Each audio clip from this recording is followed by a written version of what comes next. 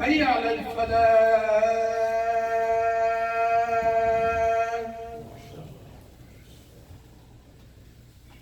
الله أكبر الله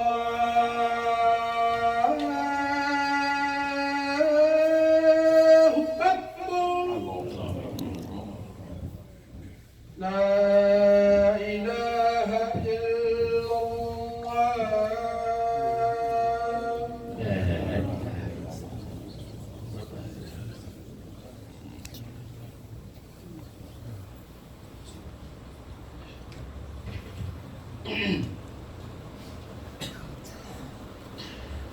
الحمد لله رب العالمين، والصلاة والسلام على إمام المرسلين سيدنا ونبينا وحبيبنا محمد الأمين صلى الله تبارك وتعالى عليه وعلى آله وصحبه أجمعين. وأشهد أن لا إله إلا الله ولي المتقين، وأشهد أن سيدنا ونبينا وقرة أعيننا محمدا عبد الله ورسوله وهو سيد المرسلين.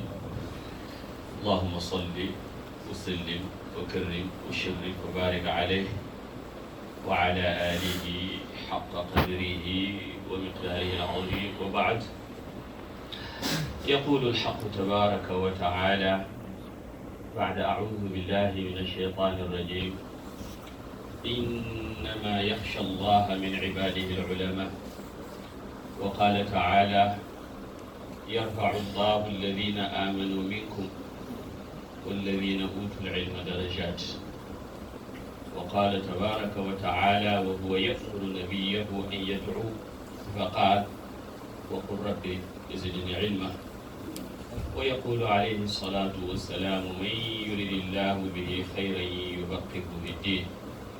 صدق الله العظيم، وبلغ رسوله النبي المصطفى الكريم. My beloved brothers and sisters, we ask Allah Tabaraka wa Ta'ala, after gathering all of us here in this blessed congregation for this noble service, which is to serve Him Tabaraka wa Ta'ala, I ask Him Subhanahu to grant to all of us tawfiq and qabul. Ameen. The reason why I would like to discuss this topic of ahammiyatul ilmi is the buruda, the coldness that I notice in myself and in our generation, in our community, the Muslim community. And the difference that one can see if we go back to our elders' life, if we go back to our Salaf's life, the Sahaba of Rasulullah alayhi salatu wasalam, and those who come after them, and those who come after them. Those himam al-aliyah, those himam that can be compared to mountains. له همم لا منتهى لكبارها وهمته الصغرى أشد من الدهر. If we know that this deen is the deen of knowledge, when we go back to the Quran and we do the study of نزول الآيات، كيف نزلت الآيات على النبي صلى الله عليه وسلم، كيف بدأ الوحي، وترتيب السور، ترتيب الآيات المنزلة على سيدنا ومولانا رسول الله عليه الصلاة والسلام, we will find that the first ayah ever revealed to Maulana Rasulullah عليه الصلاة والسلام is the ayah of reading, of reciting. بسم الله الرحمن الرحيم اقرأ باسم ربك الذي خلق خلق الإنسان من علق اقرأ وربك الأكرم الذي علم بالقلم علم الإنسان ما لم يعلم. These are the first 5 ayat revealed to Maulana wa Habibna Sayyidina Muhammad alayhi salatu wassalam. How can the ummah of Iqra can be ignorant? How can the ummah of knowledge can be in the bag where knowledge is to be discussed. If our greatest scholars, whom we cite every single day, were alive today, these sciences we discuss in these big universities, they will be the masters of these sciences without any doubt. Allah Tabaraka wa Ta'ala tells us in the Quran the importance of knowledge. He says, هَلْ يَسْتَوِي الَّذِينَ يَعْلَمُونَ وَالَّذِينَ لَا يَعْلَمُونَ. Are those who know equal to those who do not know? And the answer is mahdhuf, is omitted, because it's obvious. And Allah Tabaraka wa Ta'ala in another surah, He's answering this question. In Surah Al-Fatir He says, إِنَّمَا يَخْشَى اللَّهَ مِنْ عِبَادِهِ الْعُلَمَاءِ. Only those who know can fear, have the ability to fear Allah subhanahu wa ta'ala. And we cannot fear Him. We cannot fear Him without knowing Him. If I was in a room sleeping, and there is a lion that is hungry, ready to attack and kill me, if I am there sleeping, and I am with another person who's awake, we are all in danger. But the way he lives that danger is different from the way I do live the danger, because I'm asleep. Because I don't know, because I'm ignorant. That's why the person who knows cannot be equal to the one who does not know. That's why Sayyidina Abdullah ibn Abbas radiyallahu tabaraka wa ta'ala anhuma, commenting this ayah in the Quran, إِنَّمَا يَخْشَى اللَّهَ مِنْ عِبَادِهِ الْعُلَمَاءِ. This ayah, Bismillah ar-Rahman ar-Rahim, the ayah in Surah Al-Dhariyat, وَمَا خَلَقْتُ الْجِنَّ وَالْإِنسَ إِلَّا لِيَعْبُدُونَ. He says, أَيْ إِلَّا لِيَعْرِفُونَ. To worship me, he says, to know Him. Because we cannot worship Him, subhanahu, without knowing Him. You will find the books of hadith having a chapter called Babul Qawli, Babul Ilmi, Qabl al-Qawli wal Amali. Knowledge before saying or acting. Allah Tabaraka wa Ta'ala in the Quran, He makes it very explained and very clear. When He reveals this first ayah, Iqra, then the second revelation comes to say to Rasulullah sallallahu alayhi wa sallam, act. قُمْ يَا أَيُّهَا الْمُدَّثِّرُ قُمْ فَأَنذِرْ يَا أَيُّهَا الْمُزَمِّلُ قُمِ اللَّيْلَ إِلَّا قَلِيلًا. Before you get up and act, you must know. And when you know and act, then you go and convey. قُمِ اللَّيْلِ. Now قُمْ فَأَنذِرْ وَرَبَّكَ فَكَبِّرْ وَثِيَابَكَ فطهر. قل هذه سبيلي أدعو إلى الله على بصيرة أنا ومن اتبعني وسبحان الله وما أنا من المشركين. So you cannot act, you cannot say, you can do nothing without knowing. ولا تقف ما ليس لك به علم. As Allah says in Surah Al-Isra, إن السمع والبصر والفؤاد كل أولئك كان عنه مسؤولا. Imam Al-Ghazali rahmatullahi alayhi says, Al-amalu bila ilmin la yakun, wal-ilmu bila amalin min al-junun. Action in Islam cannot be called an action without knowledge.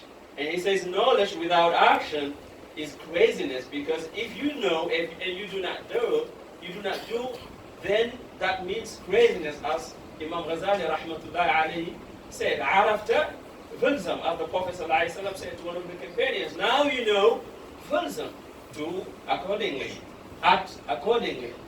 So we look at the way of the Prophet ﷺ, who spent all his life learning from Allah and spending his entire time teaching the Sahaba of the Prophet, teaching his Sahaba alayhi salatu wasalam.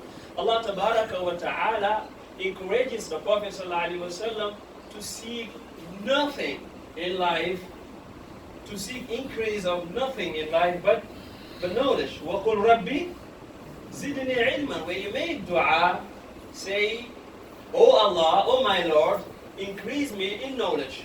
He didn't tell him, tell Allah to increase your wealth or your health. But he says, وَقُلْ رَبِّ زِدْنِي عِلْمًا. In the Quran, you will find nowhere where Allah is telling him, make dua that Allah this and this. But increase in knowledge. Sayyidina Rasulullah sallallahu alayhi wa sallam is the source of knowledge. مركز الفهوم والمعاني عليه الصلاة والسلام. And his Sahaba, that's how they were. They were always with him, alayhi salatu wasalam, seeking knowledge. After his passing, alayhi salatu wasalam, they did not just stay in Medina and say, well, we know everything. Because the Prophet sallallahu alayhi wasallam taught everything. Yes, he taught everything, but each one of them knew what the other did not know. And whenever they heard someone has some type of hadith they contain their heart from Rasulullah sallallahu alayhi wasallam, they get up and go. You all maybe know this qissa of Sayyidina Jabir ibn Abdullah. When he heard that Abdullah ibn Unais had a hadith that he, Jabir alayhi ridwanullah, he did not hear from Rasulullah alayhi salatu wasalam, he had to travel from Medina. And it took him a month to go to hear a hadith. You and I, my beloved brothers and sisters, if you look at your right, you see Sahih Bukhari. And it took him 17, 16 or 15 years to write this book. Can you imagine? It took him 17 years or 16 years to write a book that you and I can read in days. Muslim on your left, you can get it right now. But it took them this time to gather. Sayyidina Imam Bukhari, it was said that he memorized 600,000 hadith. And among these 600,000 hadith, he chose the most authentic among all of them and put them in his book called As-Sahih Al-Jami' min Kalami Sayyidina Rasulullah sallallahu alayhi wa alihi wa sallam, Al-Jami' Al-Sahih. And he heard his Sheikh Ali ibn al-Madini suggesting that he would love to see one of those students to gather together the authentic ahadith of Sayyidina Rasulullah sallallahu alayhi wa sallam. To Bukhari, that was his responsibility to do so. And it took him this time to memorize all this he memorized. People said to him, how gifted you are. What is your secret? What do you have? You memorize so much. He said, just having a look at the book. Meaning, Im'anun Nawa. Always read and read and read. الَّذِينَ آتَيْنَاهُمُ الْكِتَابَ يَتْلُونَهُ حَقَّ تِلَاوَتِهِ أُولَٰئِكَ يُؤْمِنُونَ بِهِ. How much of a book, how many books do you and I read every single week? I'm not saying every single year, every single week. You see, Imam Ibn al-Qayyim, rahmatullahi alayhi, he wrote 6 books in one of his travelings. 6 books. Only in one of his travelings. He traveled to Hajj. And one of those 6 books is Zadul Ma'ad. Have you ever seen Zadul Ma'ad, how big it is? All the ahadith he quoted there, all the ayat he quoted there, all the fiqh masail he quoted there without having any reference with him. Everything was in his memory. Imam Bukhari, rahmatullah alayhi, when he was in Basra, he was with those students. He used to write and write and write, and he didn't have anything. One day he couldn't even go out because he didn't have nothing. He didn't have anything to wear. Then when did they see him? They came and they found him uryan. They said, what happened? He said, I have nothing to wear. I have to wait. So they helped him for him to continue. Alayhi ridwanullahi tabaraka wa ta'ala. If you look at Shu'bah, for example, one of the best scholars of hadith and all the sciences of Islam, Shu'bah, rahmatullahi alayhi, there is a hadith in Sahih Muslim. When the Prophet sallallahu alayhi wa sallam said, whoever makes wudu and make it beautifully, and make this dua, أشهد أن لا إله إلا الله وحده لا شريك له وأشهد أن محمدا عبده ورسوله. The Prophet sallallahu alayhi wa alihi wa sahbihi wa sallam says that the any gates of Jannah will be opened up for this person. يَدْخُلْ مِنْ أَيُّهَا شَاءَ. He has the choice to enter from each gate he wants, through each door he wants. Shu'bah, he once was some of his students and his peer scholars. Nasr, one of the Matrukin, he was citing this hadith. And Shu'bah came out from his house and he struck him. He said, what happened? Abdullah ibn Idris, after Shu'bah did that and went back inside, and when he came back, Abdullah ibn Idris said, لَطَبْتَ الرَّجُلُ. Why did you do that? He said, إِنَّهُ مَجْنُونَ. He's crazy, he doesn't know what he's saying. Why? Because this hadith, when he heard it from Aba Ishaq al-Sabi'i. And Aba Ishaq, when he said he heard this hadith from Ibrahim ibn Sa'ad, Shu'bah asked him, did you hear this hadith from the scholar? He was angry. And one of the people who was sitting told him, if you want to know, go to Medina. Sa'ad ibn Ibrahim, he's there alive. When he said, from Basra, I decided to go to Hajj. I didn't want to go to Hajj. The only thing why I went to is to verify this hadith. And he said when he went to Mecca, he met with Imam Malik rahmatullah alayhi in the Hajj. He asked, Imam Malik said that the scholar didn't come for Hajj. And after Hajj, he said, I went to Medina. When I met him, he said, this hadith came from you, from Basra. And he said, I went back to Basra. And the scholar said to him, did you hear this hadith? From this chain that I heard from Ibrahim, from Aba Ishaq? He said, no, I heard it from Shahr ibn Hawshab. And Shahr ibn Hawshab heard it from Abu Rayhana. And he heard it from Uqba ibn Amir. And he heard it from Rasulullah sallallahu alayhi wa alihi wa sallam. And he said, Dammir hadha al-hadith, destroy this hadith. Because this hadith sometimes is Makki, sometimes is Madani, sometimes is Iraqi. It cannot be authentic. Actually, the hadith is authentic. But not in that narration, not in that chain. It took him months and months and months for him to go. Can you imagine someone going from Iraq to Mecca, without having any means of transportation that we have today? From Mecca to Medina, from Medina to Basra, to verify one hadith, one single hadith of Rasulullah sallallahu alaihi wasallam. Actually, if you go to Sahih Muslim, you will see the hadith that it is authentic, but عن طريق عقبة ibn Amir, عن طريق سيدنا عمر بن الخطاب عن رسول الله صلى الله عليه وسلم. Alhamdulillah that the hadith is authentic.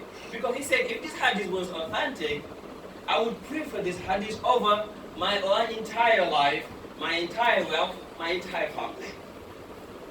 That's what Shu'bah did. What did we do, my beloved brothers and sisters? Another scholar. What Shu'bah did is ajib, but a'jab min hadha is what Baqi did. Baqi ibn Makhlad is from Al-Andalus.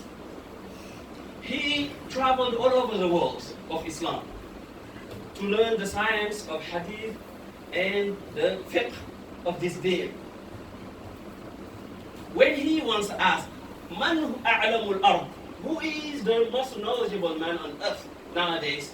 They said to him, Ahmad ibn Hanbal, Imam Ahmad ibn Hanbal, rahmatullahi alayhi. He said, I will travel to see him. He traveled from Andalus to Ifriqiya. From Ifriqiya, he went until he was about to enter Baghdad, and he heard that Imam Ahmad ibn Hanbal, rahmatullahi alayhi, was forbidden to teach. You all know the mihna of Sayyidina Ahmad ibn Hanbal, mihna khalq al-Quran, with the Mu'tazila movement, with the support of the Abbasi Khulafa, Ma'mun, and those who came after Ma'mun. So when he went, he knew that he couldn't see Ahmad. And he went into the majlis of Yahya ibn Ma'in, the friend of Ahmad. And he said, I was asking about the people of Hadith. Yahya ibn Ma'in is one of the best scholars when it comes to ilm al-rijal, the knowledge of men of Hadith, and the men of narration. who is authentic, who is good, who's da'if, who is munkar, and who's not. The hadith that is munkar because the man is this and this, the hadith that is da'if because the man is matruk or is da'if, the hadith that is authentic. He is the best of all his generation in that science. Yahya ibn Ma'in, he was asking, and he said, when I mentioned Ahmad ibn Hanbal, he said, how can I talk about Ahmad ibn Hanbal? He is the master of the believers of his time. He said, I did my best to go and see Ahmad ibn Hanbal. I told him, I come from far away to learn from you. Very far away. He said, maybe you came from Ethiopia. He said, further than that, for me to go to Ethiopia, I would have to cross the sea. He said to him, Wallahi, nothing would make me happier or more happy than to teach you. But maybe you know what happened to me, that I was forbidden to teach. He said, I know, but nobody knows me here. I can make myself a beggar. Every day I can come in the garment of a beggar. And when I say, Al-Ajr Rahmakallah, that's how they used to beg. You know, they have their way of begging. When I say that, then you can open for me. If you give me one hadith a day, that will be sufficient for me. He said, then, no problem. But the shart is, أَنْ لَا تَظْهَرْ بِحِلَقِ الْعِلْمِ. You do not go to any of these masajid, to any of these majalis, because they will recognize you that you are a seeker of knowledge. And when they see you here, they know why you're here. He said, لَكَذَلِكَ. Every day he would come to Sayyidina Ahmad ibn Hanbal, and Ahmad ibn Hanbal opened the door and teach him some hadith, and he goes.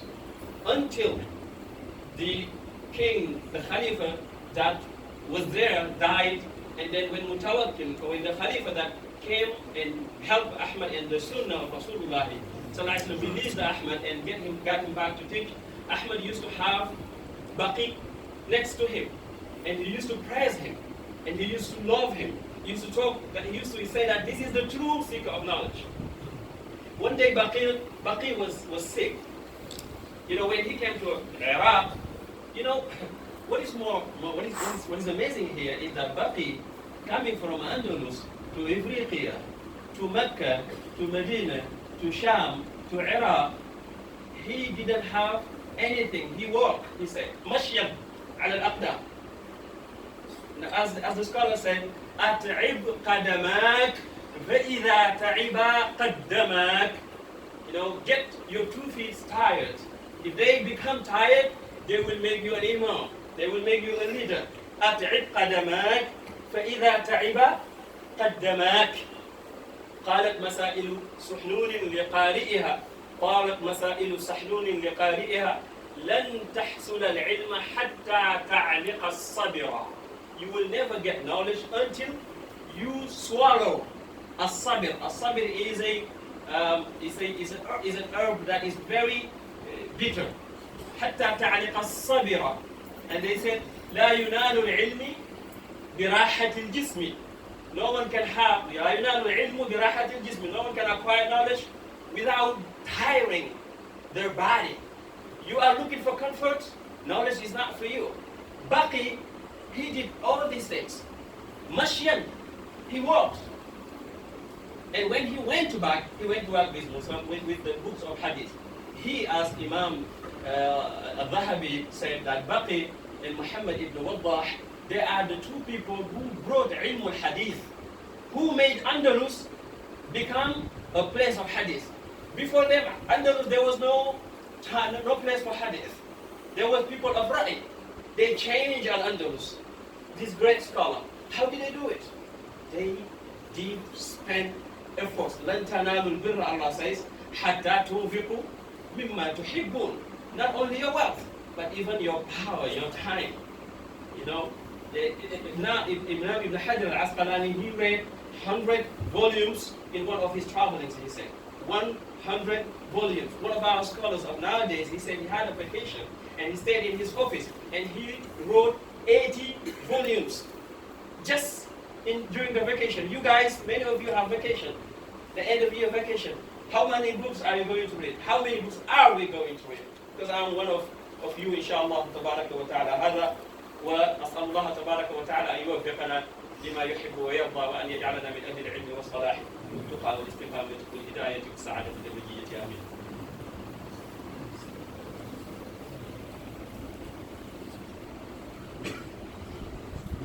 الحمد لله وكفى، والصلاة والسلام على عباده الذين اصطفى، ومن مقدمتهم سيدنا ومولانا وحبيبنا محمد المصطفى صلى الله عليه وعلى آله وأصحابه أهل الكرم والصفا.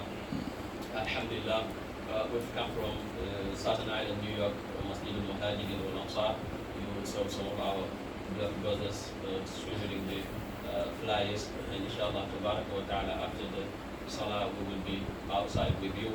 For anyone who wants to help and support, we are to buy a place that is bigger than where we are, and we need around $80,000 for down payment.